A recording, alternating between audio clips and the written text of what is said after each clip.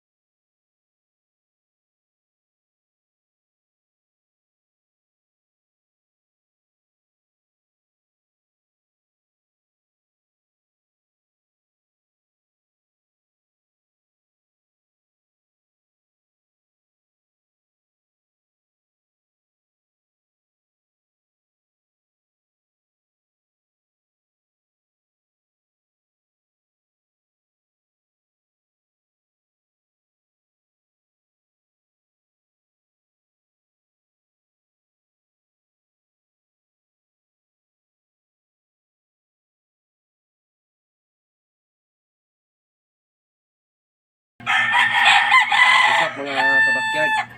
Medyo maingay yung mga manok natin. Ha? Ito nga pala yung brother na ginawa natin para sa mga pipisain nating sisig. No? Tapos ko lang ngayon. Pangalawang araw na ito na trabaho ko. So ito yung pintuan. Dalawang pintuan. Ayan, no?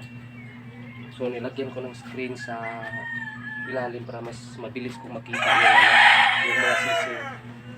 Tsaka saradong lahat para ginawin yung ano natin yung mga sisiw natin para hindi siya giginawin. So ayun, no.